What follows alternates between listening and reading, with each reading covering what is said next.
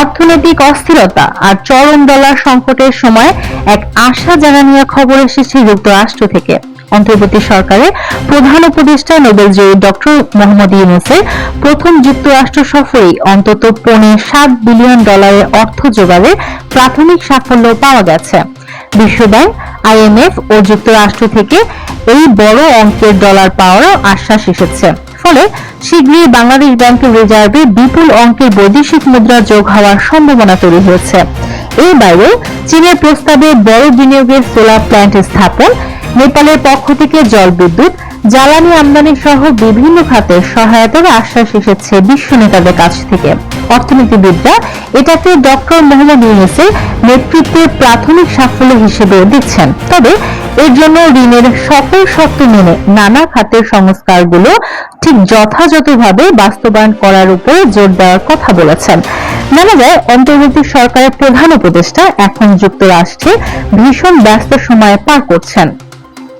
ক্ষমতার পালা বদলে বিশেষ এক পরিস্থিতিতে বাংলাদেশ সরকারের দায়িত্ব নিয়ে প্রথমবারের মতো জাতিসংঘের সাধারণ অধিবেশনে যোগ দিল স্বল্প সময়ে তিনি এখন বিশ্ব নেতাদের মনোযোগের কেন্দ্রবিন্দু।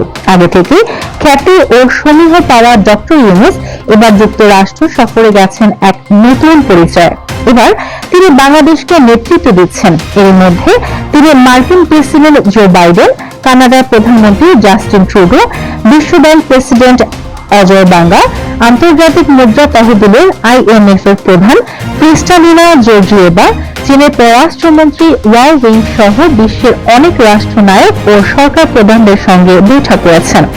যার সঙ্গে তার বৈঠক হচ্ছে, সেখানে অর্থনৈতিক সহায়তা ও বাংলাদেশের উন্নয়নে তাদের পাশে থাকার আহ্বানকে এগিয়ে রাখছেন। এখনো জাতিসংঘ মিশন শেষ হয়নি, কিন্তু এরই মধ্যে প্রাথমিক সাফল্য পেয়েছেন বলে জোর আলোচনা চলছে। যুক্তরাষ্ট্র রোহিঙ্গাদের জন্য $20 কোটি সহায়তার ঘোষণাও দিয়েছেন। মার্কিন প্রেসিডেন্ট সংস্কারের যে কোনো উদ্যোগে বাংলাদেশের পাশে থাকার আশ্বাস দিয়েছেন।